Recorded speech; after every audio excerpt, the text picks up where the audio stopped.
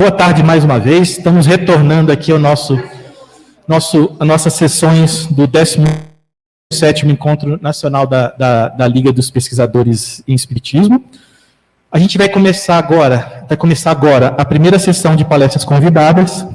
É uma plenária cujo título é Autoria e Psicografia, a hipótese de sobrevivência em obras de Chico Xavier, de autoria dos amigos Alexandre Caroli Rocha, Marina Weller e Rafael Fernandes Sebe. Esse trabalho foi premiado pela Bigelow Institute for Consciousness Studies, que lançou uma campanha, um concurso em português, obrigado, sobre trabalhos que mostrem a sobrevivência da alma, que melhor demonstrem o estado da arte das pesquisas. E hoje o Rafael vai estar apresentando para a gente aspectos diferentes do trabalho deles, e a gente tem pela internet a Marina e o Alexandre Caroli, que vão estar acompanhando e vão poder talvez responder perguntas no final. Obrigado, Rafael, a palavra está com você. Boa tarde a todos, é um prazer estar aqui entre amigos, para a gente conversar um pouquinho. Eu queria começar já agradecendo a organização por ter nos convidado. Eu vou apresentar o trabalho, como o Alexandre comentou, que foi desenvolvido pelo Alexandre Caroli Rocha, pela Marina Weiler e por mim. E esse trabalho é uma versão adaptada de um mais completo que nós submetemos para um concurso, como a Ale estava comentando, que foi organizado por um empresário norte-americano, que é esse rapaz aqui na direita de vocês, que chama Robert Bigelow, e a proposta dele era tentar levantar trabalhos que falassem sobre a melhor evidência da sobrevivência da consciência humana à morte permanente do corpo. Então, esse foi o tema do concurso. E nós tivemos a felicidade de sermos premiados, então essa aqui é uma foto lá na cerimônia de premiação, que foi lá em Las Vegas. E uma coisa muito interessante, na verdade, do concurso, é que ele chamou a atenção para o tema. Então, isso foi muito bom. Aqui no Brasil, ele foi divulgado no Fantástico, saiu uma matéria no Estadão também, que é uma tradução de uma matéria que saiu no The New York Times, lá dos Estados Unidos, e foi divulgado no mundo inteiro. Então, teve bastante repercussão. E essa foto aqui tem uma fraude, eu não sei se vocês já conseguiram perceber, mas no final eu revelo, só para manter o suspense aí. Então, é mais ou menos isso aqui que eu vou falar hoje. Vou comentar sobre a hipótese da sobrevivência, como a gente fez a nossa investigação para o trabalho, que é baseado numa análise de autoria. Então, vai ser uma parte bem sucinta que eu vou comentar, porque não dá tempo de a gente entrar em muitos detalhes. A gente vai fazer alguns exemplos juntos, depois a gente discute e conclui. Então, para começar, eu vou começar com um quiz, que eu vou jogar para vocês, então. Então, a ideia é a seguinte, para completar a frase. A existência de vida após a morte é uma hipótese impossível de ser investigada, uma hipótese que só o espiritismo pode investigar, fake news, uma hipótese aceita pelo espiritismo como ponto de partida, mas passível de ser investigada sob outras abordagens. Então, vou deixar aí uns 11 segundos para vocês pensarem, só para fechar o redondo aqui 1 minuto. Aí a gente comenta juntos. Muito bem, vamos lá. Então, a primeira coisa, aqui, já chamando a atenção, a existência de vida após a morte, alguns colegas já comentaram hoje, ela é uma hipótese. Ela é uma ideia que a gente quer investigar, uma proposta de explicação para alguma coisa. Isso que é uma hipótese. E ela não é a única. Já comentaram também hoje sobre a hipótese materialista ou fisicalista, que diz que nada sobrevive à morte do corpo. Então, existem outras alternativas.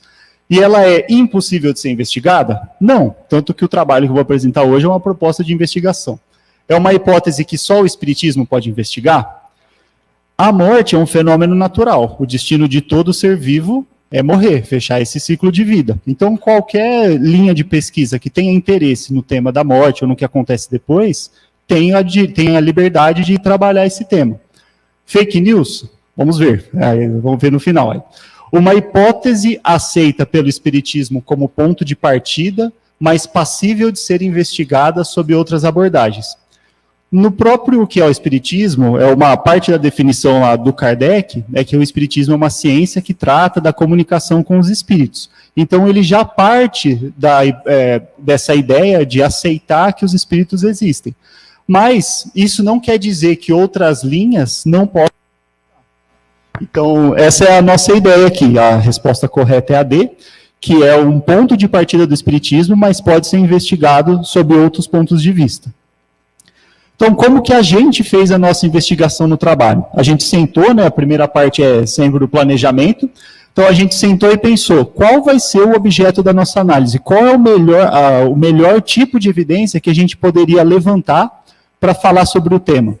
E a gente pensou que os textos mediúnicos do Chico Xavier poderiam ser bons elementos, porque eles são um registro permanente, com muitas informações objetivas e tão bem documentados. Então, os livros, as cartas que o Chico deixou poderiam ser um bom material. Então, depois que nós definimos que esse ia ser o material da nossa investigação, a gente levantou os textos que a gente ia avaliar, fizemos a análise e depois concluímos. Então, esse é meio que a estrutura do nosso trabalho. E agora eu vou dar um exemplo de evidência. Essa aqui é uma carta, é um trecho de uma carta que o Chico escreveu em 1978 e que foi atribuída a uma pessoa, ao Germano Sestini, e diz assim na carta, esse trecho: recordei a chácara Bela Vista, a bela fazenda Felicidade, e quis ser moço outra vez. Queria recomeçar carpindo a terra e depois caminhar pouco a pouco. Mariquinha, revi tudo. O nascimento dos filhos, Hilário, Marta, João, Hilda, Alceu, Germano, Gerson, Maristela. Os dias difíceis, o duro trabalho para melhorar. Meu Deus, tudo passara tão depressa como se a existência de mais de 80 anos não passasse de 8. Então, nesse trecho aqui, eu vou destacar algumas informações que são relevantes para o nosso estudo. Então, eu coloquei em negrito dados bastante objetivos que a gente pode checar para pensar se isso aqui é tudo invenção da cabeça do Chico ou se possivelmente é uma outra personalidade que está soprando essa informação para ele. Então, esse é um tipo de elemento que fez parte do nosso corpo de evidências para serem investigadas. Então, aqui foi só um cheirinho do que a gente usou no trabalho. Então, a gente selecionou toda a obra, selecionou todos os textos que a gente ia usar no trabalho, e a gente dividiu em 3 grupos, porque cada grupo precisava de uma linha de pesquisa diferente para investigar a autoria dos textos que a gente encontrou. Então, o primeiro grupo foi o grupo de livros atribuídos a autores cujos nomes não correspondem a pessoas identificadas. Nesse grupo aqui entram os livros atribuídos ao Emmanuel e ao André Luiz, porque não existiu nenhuma pessoa chamada Emmanuel que deixou um livro para a gente olhar para o livro, olhar para o texto escrito pelo Chico, atribuído ao Emmanuel, e poder comparar. Existe uma especulação sobre quem o Emmanuel teria sido em vida, mas não existiu nenhuma pessoa chamada Emmanuel que deixou um livro escrito para a gente poder comparar. Então, essas foram as personagens aí do grupo 1, os escritores do grupo 1. No grupo 2, a gente colocou os trabalhos atribuídos a escritores que publicaram obras enquanto estavam em vida. Então, aqui tem alguns nomes famosos, por exemplo, o Castro Alves, o Olavo Bilac, o Augusto dos Anjos, que são poetas, são escritores cujos nomes eu tinha ouvido na escola. O Humberto de Campos eu não conhecia, mas o Alexandre Caroli é fã, então ele fez parte aí do nosso trabalho também.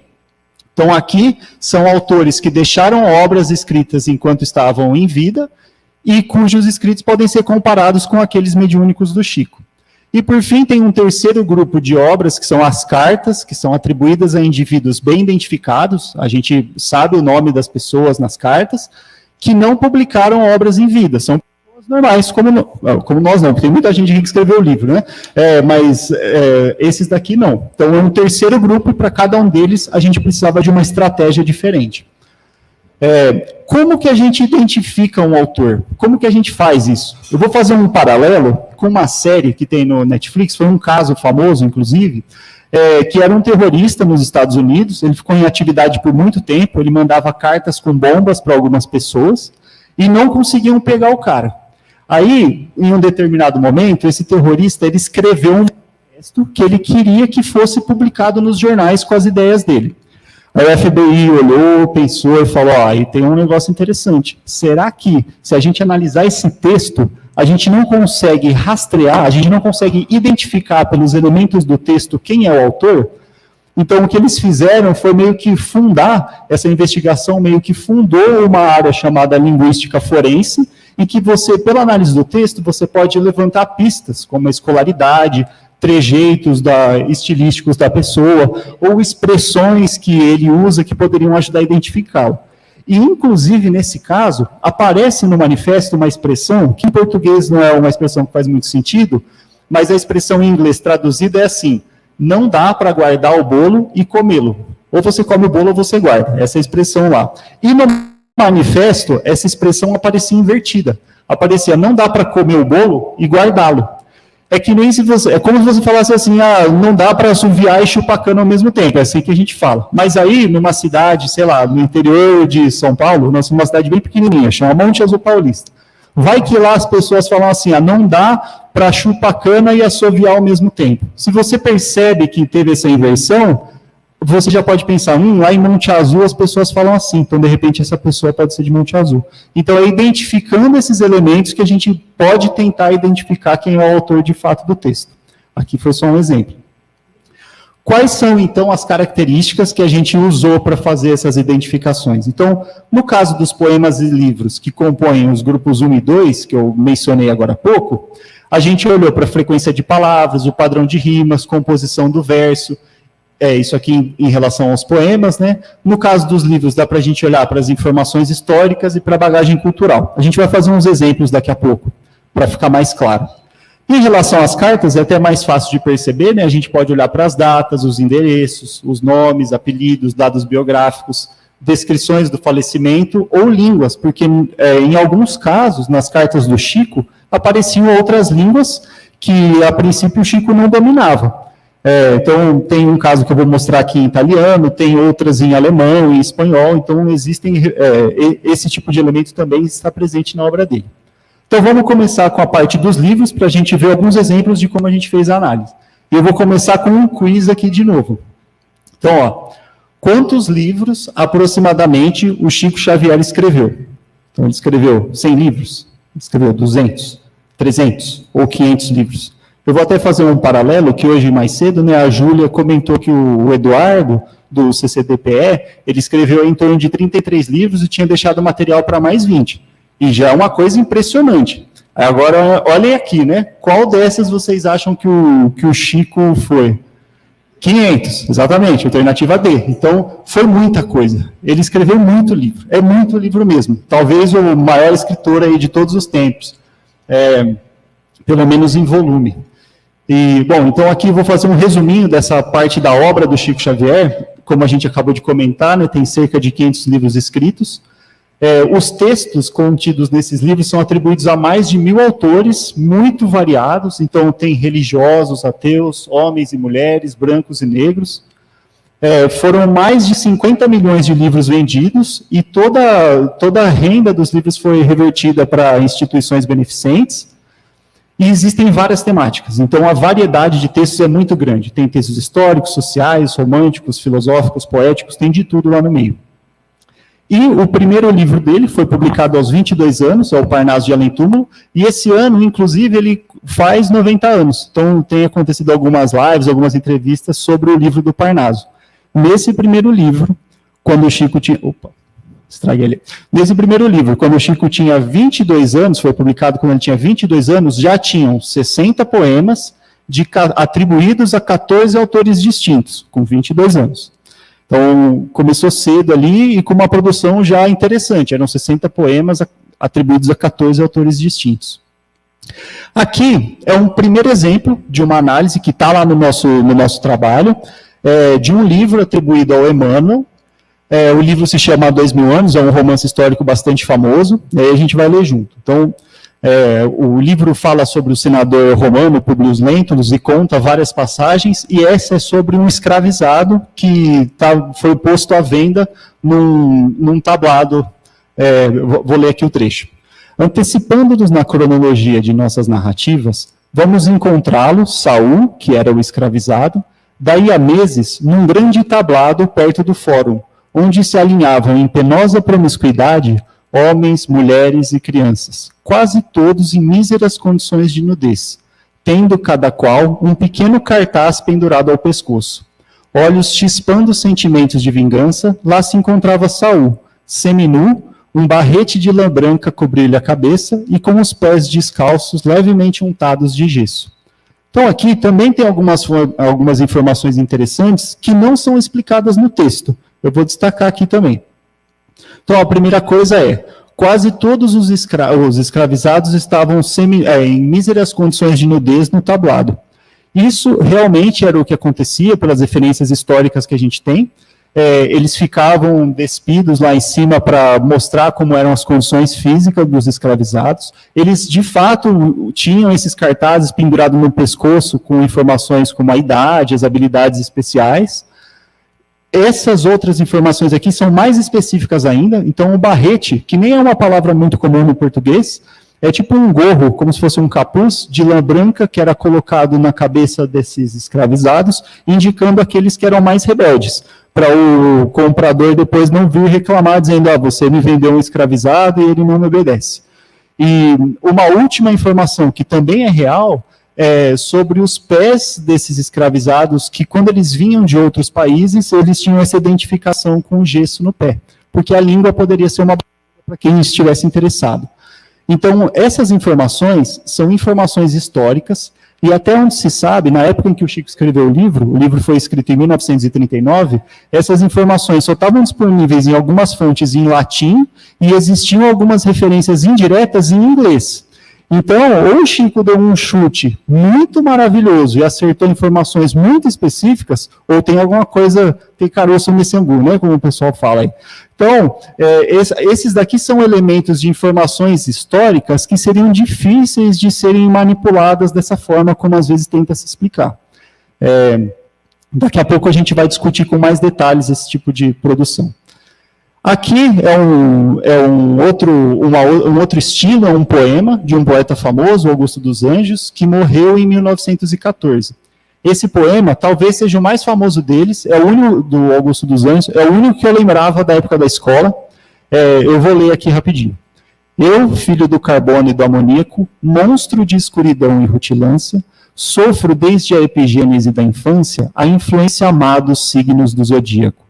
Profundissimamente hipocondríaco, este ambiente me causa repugnância. Sobe-me à boca uma ânsia análoga à ânsia que se escapa da boca de um cardíaco. Já o verme, este operário das ruínas, que o sangue podre das carnificinas come e a vida em geral declara guerra, anda a espreitar meus olhos para roê-los e há de deixar-me apenas os cabelos na frialdade inorgânica da terra. Então, na leitura do poema aqui, talvez você já tenha identificado alguns elementos como umas palavras esquisitas. Tem umas palavras que você não espera que apareça no poema. Então, foi só uma dica aí do que a gente vai ver já já. E esse daqui é um outro poema que aparece no Parnaso de Além Túmulo. É um poema de 2 partes, se chama Homo, esse poema, e essa aqui é a segunda parte. Eu vou ler rapidinho também. Após a introspecção do além da morte, vendo a terra que os próprios ossos come, horrente a devorar com sede e fome minhas carnes em lúbrico transporte, vi que o ego era o alento flâmeo e forte da luz mental que a morte não consome. Não há luta mavórtica que o dome, ou venenada lâmina que o corte. Depois da estercorária microbiana, de que o planeta triste se engalana nas grilhetas do infinitesimal, volve o espírito ao páramo celeste, onde a divina essência se reveste da substância fluida universal. Então, esse aqui é um outro poema, escrito pelo Chico Xavier e atribuído ao Augusto dos Anjos. E aí agora eu vou dar um exemplo de como a gente pode fazer análise de autoria. A primeira coisa, eu já meio que revelei, que é esse vocabulário usado nos poemas. Se eu pedisse para você, meu bem, faz um poema com esse tipo de palavra aqui, vai dar trabalho. Porque você tem que ser versado nesse tipo de vocabulário para conseguir fazer alguma coisa nesse estilo. Então, aqui já é um primeiro indício de que tem uma particularidade que aparece tanto neste quanto neste. E vou só fazer uma ressalva que, como a gente comentou, no Parnaso de Além Túmulo, que foi esse livro escrito quando o Chico tinha 22 anos, aliás, foi publicado quando ele tinha 22 anos, aparecem 14 autores distintos. Esse aqui é só um deles. Então, imagina o trabalho que daria para nós, aos 22 anos, imitar 14 autores diferentes. Daqui a pouco a gente vai falar mais sobre isso também. Mas, então, essa aqui é uma primeira pista de coisas que estão presentes nos dois. E agora, só para facilitar um pouco, eu vou focar nessas duas estrofes, a primeira estrofe de cada um dos poemas. Então, só para relembrar, o que está em cima é o da obra em vida do Augusto dos Anjos, e aqui é o atribuído a ele, depois no livro do Parnaso. Então, uma outra coisa que a gente pode fazer nessa análise é dividir cada um dos versos nas sílabas poéticas. Aqui é uma coisa que a gente via na escola também, né? Mas aí, para facilitar, eu fiz a tarefa de casa, e aí eu já dividi aqui. Cada verso tem exatamente 10 sílabas poéticas, e acontece a mesma coisa, tanto nesse quanto nesse. E se a gente for olhar para a rima, as duas também apresentam esse mesmo padrão de rima. Essa rima com essa, e essa rima com essa. Aqui é a mesma coisa, esse padrão de rima. Aqui eu dei exemplo de 3 características, dentre dezenas de características que podem ser comparadas nesse tipo de texto. Então foi só para dar um gostinho de como esse tipo de análise é feita. A gente falou do livro do Emmanuel sobre as informações históricas, e aqui no poema atribuído a Augusto dos Anjos, falando desse outro estilo de escrita. E agora, eu vou falar um pouquinho sobre as cartas, bem rapidamente. Vamos começar com um quiz também. Estima-se que Chico Xavier tem escrito quantas cartas? Eu vou pôr as opções aqui, vou beber uma água enquanto vocês pensam.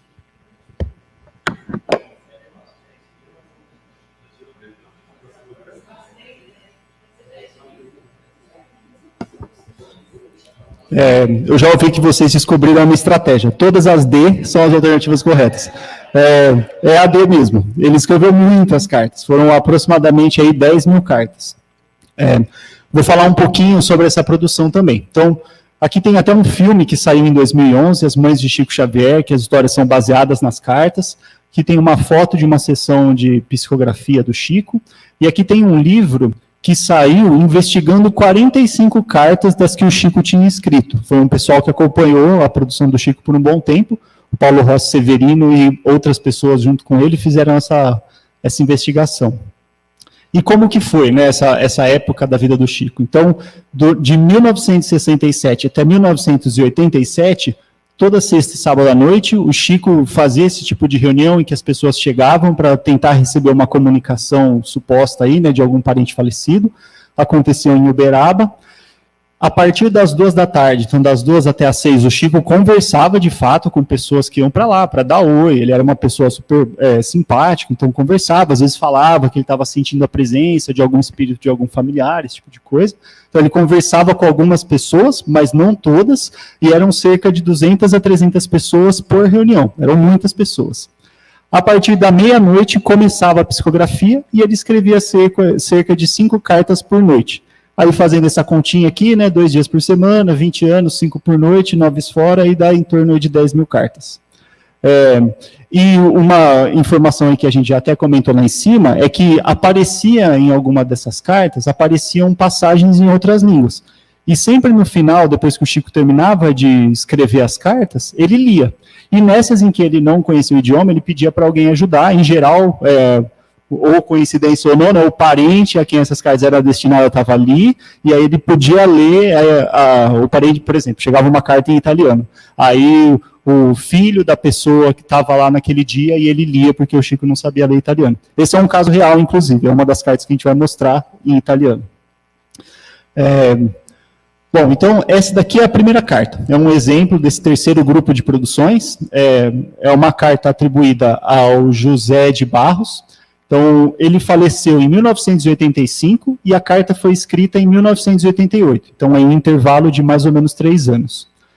Um trecho da carta diz assim: apesar de me reconhecer consciente quanto a isso, visito a Heloísa, Ricardo e a Beatriz, sempre que isso se me faça possível. A princípio, tudo era excessivo para mim. Agora, porém, dispondo de tempo, visito a Rua das Laranjeiras, a Avenida Pelinca e a Rua Tabapuã, em que nossos filhos situaram a residência que lhes é própria. Notadamente quando se lembram do papai, atualmente em uma outra vida. Todos estão bem e peço a Jesus para que não se percam por excesso de conforto. Então, vou destacar aqui de novo algumas informações interessantes, porque aparecem 3 nomes, e esses realmente são os nomes do filho do José de Barros, dos filhos do José de Barros. Cada um deles morava numa cidade diferente e os endereços que aparecem aqui estão certos. A Heloísa morava na Rua das Laranjeiras, acho que no Rio de Janeiro. o Ricardo morava na Avenida Pelinca, em Campos, no Rio de Janeiro também, e a Beatriz morava em São Paulo, na Rua Tabapuã. Então, olha aí, né, que chute maravilhoso se tivesse sido uma invenção. Então, aqui são algumas informações relevantes para essa análise. E agora, o outro caso de uma mensagem que foi psicografada em italiano. O intervalo aqui é bem mais curto, né? Então, a Hilda Saulo desencarnou em 1977, em dezembro, e 7 meses depois, essa já é a segunda mensagem, inclusive, aparece essa outra. Então, a carta diz mais ou menos assim, né? Hortêncio, filho do meu coração, eu apenas cheguei de Roma. Hoje já me sinto um pouco melhor, um beijo no Salvador e em toda a família. Deus esteja com você, meu filho, a mãe Hilda. Então, para quem fala italiano, tem alguns errinhos aqui, mas a gente tem a foto da carta original, e não dá para ver tão bem a letra. Então, figli é filhos em italiano. Filho seria o filho no singular. Mas, olhando a carta lá, eu, por exemplo, não saberia dizer se é um I ou um O. Mas, assim, mesmo considerando esses pequenos deslizes aí na gramática, o italiano tá bom. Eu não conseguiria falar esse italiano aí, por exemplo. Então, tá ok. Então, pronto. Agora vamos para a discussão.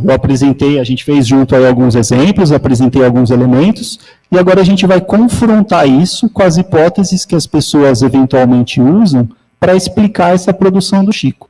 Então, quais são as mais comuns? Algumas pessoas dizem que o que o Chico fazia era fraude, e tem 2 tipos de fraude aí que poderiam estar acontecendo. Uma fraude consciente, em que ele sabia que ele estava enganando as pessoas, e de alguma forma ele conseguia coletar todas essas informações e produzir os livros, os poemas e as cartas. Essa é uma hipótese. A outra hipótese é de uma fraude inconsciente, por exemplo, o Chico seria esquizofrênico, ele teria múltiplas personalidades e poderia fazer isso. O outro grupo de hipóteses explicativas é de que a psicografia era de fato legítima, e aí ele poderia estar fazendo uso de alguma função superpsi, e aqui, da forma como a gente considerou a função superpsi, ela não assumiria a existência de espíritos. Seriam só algumas funções mais tradicionais, como telepatia, clarividência, precognição, e aqui na quarta hipótese explicativa entraria a autoria dos espíritos de fato. Eu estou falando aqui de um jeito bastante simplista. Cada uma dessas hipóteses a gente discute um monte lá no trabalho, porque tem muitas coisas que a gente pode falar sobre as fraudes, muitas coisas que a gente pode falar sobre as partes legítimas, e tudo isso está lá no ensaio. Só que eu estou resumindo para dar tempo de falar tudo. Inclusive, olha como é que eu estou com o tempo aí. Estou bem? Estou bem, beleza. Então, essas daqui, em geral, são as hipóteses mais comumente levantadas para se explicar a obra do Chico. Então, vamos discutir isso de um jeito bastante leve aqui. Para poder discutir, primeiro a gente precisa falar um pouco sobre o Chico, para ver quem ele era, se ele tinha todas essas capacidades. Então, o Chico nasceu em 1910, no interior de Minas Gerais, em Pedro Leopoldo. Ele teve uma infância bastante pobre, ele teve só 4 anos de ensino formal, mas gostava muito de ler. Pouco acesso a bibliotecas e à cultura letrada nessa época, lembrando de novo, né, uma cidade pequena no interior de Minas Gerais. Diz que começou a interagir com os seres desencarnados por volta dos 5 anos, e aos 17 ele entrou em contato com a obra do Allan Kardec por conta de uma enfermidade que acometeu a irmã dele. Durante toda a vida, desde os 9 anos de idade, o Chico trabalhou cerca de 10 horas por dia até a aposentadoria. Acho que ele tinha 50 ou 51 anos quando ele se aposentou. Então, ele sempre trabalhou muito. Então, vamos pensar aqui na infância, né? Aos 9 anos ele ia para a escola e trabalhava 10 horas por dia. Então, ele não tinha muito tempo livre. E era um trabalhador assíduo. Quase nunca faltava ao trabalho. Escreveu, como a gente já comentou, cerca de 500 livros, e o primeiro deles, aos 22 anos, foi publicado. Toda a renda foi revertida para obras de caridade, mais de 2.000 instituições aí foram beneficiadas, e ele se declarava como sendo apenas um instrumento, que ele não era o autor, é uma frase bem famosa aí dele. Ele não se casou e nem teve filhos biológicos. Então aqui é mais ou menos um pano de fundo da biografia do Chico, e agora a gente vai começar a contrastar essa biografia dele com os elementos das obras para ver o que faz mais sentido. Então, como a gente comentou, a obra foi separada em 3 grandes grupos. Vou comentar aqui muito rapidamente sobre cada um deles. No primeiro grupo, eram aqueles livros atribuídos ao André Luiz e ao Emmanuel. Só do André Luiz são em torno aí de 25 livros. Do Emmanuel são cerca de 120 livros. Então, só aqui são mais ou menos 145 livros. É muito livro. Para fazer a produção dessas obras demanda conhecimento de várias áreas, porque esses livros tratam sobre história, religião e medicina, e apresentam também diferentes formas de serem dispostos ali, né, a estrutura literária deles. Eles aparecem como romances e como dissertações. Então, isso é o que precisaria para poder escrever esse tipo de material. No grupo 2, que são aqueles livros atribuídos a escritores mais famosos, para poder produzir essa obra toda, ele precisaria ter um profundo conhecimento de literatura, porque existem poemas, contos e crônicas, e de referências culturais, citações muito grandes, porque aparece referência a um monte de coisa. E, por fim, no grupo das cartas, ele precisaria ter acesso a informações privadas da família, ou, às vezes, exclusivamente do falecido, porque, às vezes, aparecia alguma coisa na carta que a própria família desconhecia. Aí, depois, quando eles iam fuçar nas coisas do falecido, eles descobriam, isso aqui era verdade, faz sentido mesmo que isso tenha aparecido. Então, aqui é uma pincelada aí, né, de elementos relevantes que eram necessários se ter para produzir essas obras. Além disso, precisava ter uma compreensão mínima de outras línguas, como a gente viu na carta em italiano. Não tinha internet, e talvez esse seja o elemento mais importante. Não tinha Facebook, não tinha Instagram, não tinha como sair pesquisando as coisas com palavras-chave. Você tinha que coletar aquilo de algum jeito, decorar tudo e dar um jeito de botar ali. Não tinha ponto eletrônico, não tinha nada disso. Então, era bem diferente aí a estrutura para o fraudador, se você quisesse fraudar essas coisas. E aqui é um outro elemento, talvez mais de raciocínio lógico, até talvez. Se você vai fingir que você escreve como um outro autor, você não vai tentar fazer 1000 autores, porque cada autor novo que você finge que você escreve é um risco a mais de você ser descoberto. Então, se eu fosse fingir que eu escrevo, sei lá, o Augusto dos Anjos, eu ia fazer 2 poeminhas e acabou. Não ia fazer 1000 autores, um monte de poema de cada um deles. Então, aqui tem um outro elemento interessante, que é a quantidade. E só para fechar aqui, né, cada estilo de produção tem características específicas. A carta é feita de um jeito, um livro é feito de outro jeito, um poema é feito de outro jeito. Às vezes as pessoas acabam se especializando, tem poetas famosos, tem escritores famosos, as pessoas acabam se especializando em alguma habilidade. E a imitação e a fraude exigiriam habilidades diferentes também por conta disso. E, por fim, considerando tudo isso, a nossa conclusão no trabalho, o trabalho é bastante longo, na verdade, tem umas 60, 70 páginas, mas aqui foi só para dar uma ideia, considerando tudo, como era a vida do Chico, o tipo de produção, todas essas coisas, a hipótese mais provável é que seja a autoria dos espíritos de fato, assim, eram eles que possivelmente estavam por trás aí. Então, essa foi a nossa conclusão, é que é possível fazer essa investigação de pesquisa de autoria, e para fazer isso, o que a gente precisa é levantar as características da obra, dos autores, tanto os a quem se atribui como quem está escrevendo. Então, por exemplo, o autor real é o Chico, e os supostos seriam os espíritos, a gente precisaria saber sobre eles. E, por fim, confrontar esses textos e as hipóteses com essa produção. É meio que essa ideia aí de como a gente fez a análise desse ponto de vista mais literário, digamos assim, da obra do Chico. E aqui, só para finalizar o agradecimento, queria... na verdade, tem muitas pessoas que ajudaram a gente a fazer esse trabalho, porque a gente sempre conversa com muita gente. Então, todas elas acabam deixando uma contribuiçãozinha ainda, mesmo que indiretamente. Então, aqui uma foto do Chico mais moço, e aqui é o site do concurso, em que todos os ensaios premiados estão disponíveis aberto para quem quiser ler. Eles estão em inglês, todos lá, mas em breve a gente vai soltar a tradução em português para quem tiver interesse. Então lá tem muitas outras informações, se vocês quiserem. É isso. Obrigado.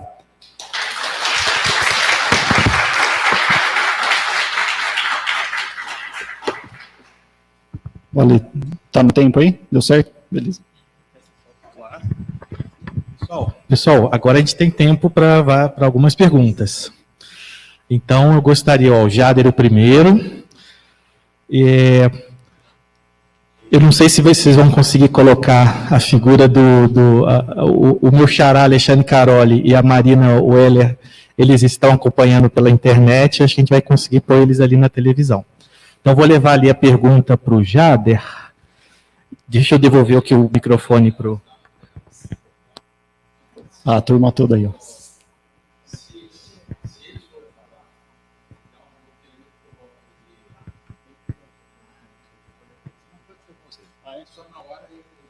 Então, Jader primeiro, depois o Eri. Eu já sei, Eri. Rafael, e no caso, Carole e Marina, né? Eu só queria fazer um comentário, né? O Chico Xavier deixou muita coisa psicografada e não publicada. E apesar das repetições que a gente vê, por exemplo, o Evangelho segundo Marcos pega artigos já publicados pelo Chico e republica com uma formação diferente para facilitar o estudo. Tá? Hoje, na lista aqui da Fonte Viva, que é da Vinha de Luz, que é a editora que fica em cima disso, eles marcam 537 títulos. Tá? Exatamente. Esse foi, aliás, não sei se o Alexandre e a Marina querem comentar.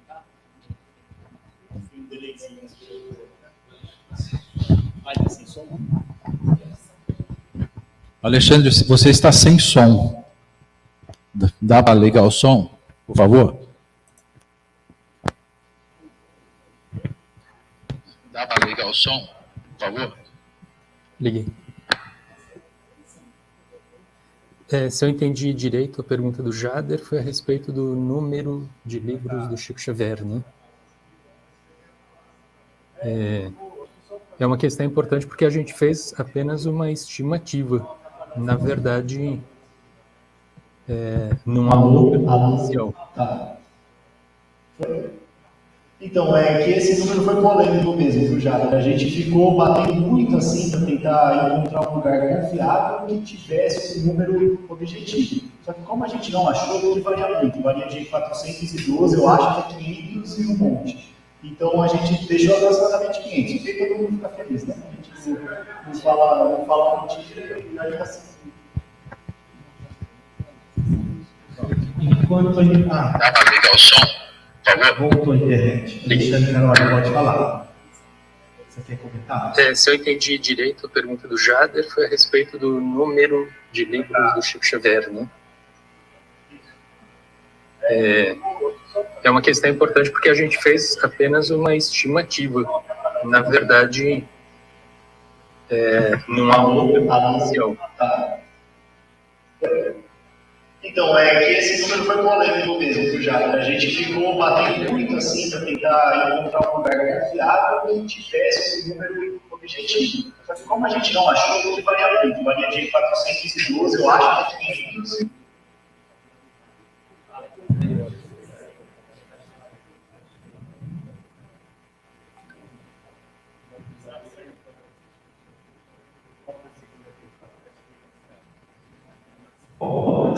Pergunta, daqui a pouco a gente aí volta, qualquer coisa a gente abre um espaço ali. Coisa da tecnologia ainda. Ele, por favor. Obrigado pela oportunidade. Alexandre, para quem encontrou a árvore Espiritismo, como eu, por via do fruto bom Chico Xavier, toda vez que encontramos um trabalho como o seu e seus colegas, nós só temos que parabenizar e dizer muito obrigado. O Chico agradece. Então, a minha pergunta qual foi a aceitação que vocês já têm sentido até agora, internacional, dessa comunidade que participou desse concurso? Se vocês já receberam um feedback, porque nós somos espíritas, lá fora nós não temos tanta aceitação assim, né? A doutrina espírita, infelizmente. Mas talvez o Chico seja aí um caminho aberto para essas pessoas que talvez estejam conhecendo o Espiritismo pela primeira vez através do teu trabalho. Qual foi a aceitação, o feedback que vocês já receberam desse trabalho vindo de fora?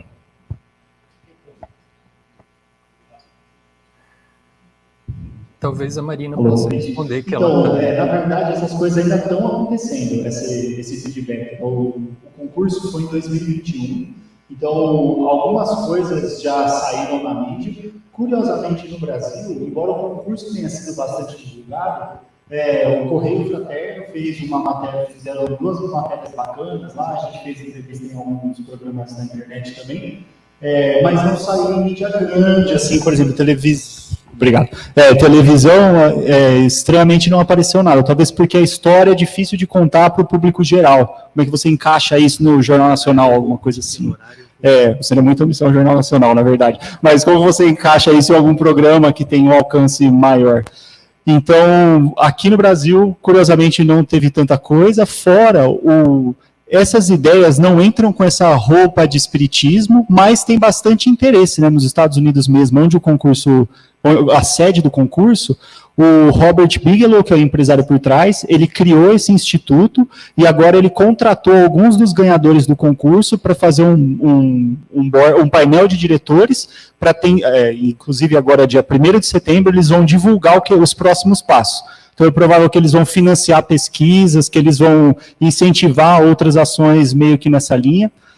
Então, assim, o feedback, a princípio, parece positivo. Não teve tanta coisa que chegou até a gente, além de algumas entrevistas e um retorno bom, porque não teve nada muito pesado, eu acho, de crítica que tenha aparecido, sabe? Então, por enquanto, está positivo, está bacana.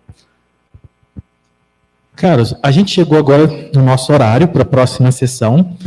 Vamos dar uma salva de palmas em gratidão ao Rafael e também a Marina e o Alexandre Caroli. A gente pede desculpas porque a internet falhou um pouco, a gente teve um pouco de dificuldade nesse aspecto, mas o pessoal gostou de ver. A gente está com uma TV aqui mostrando você, Alexandre, e a Marina. O pessoal ficou feliz de ver vocês, tá?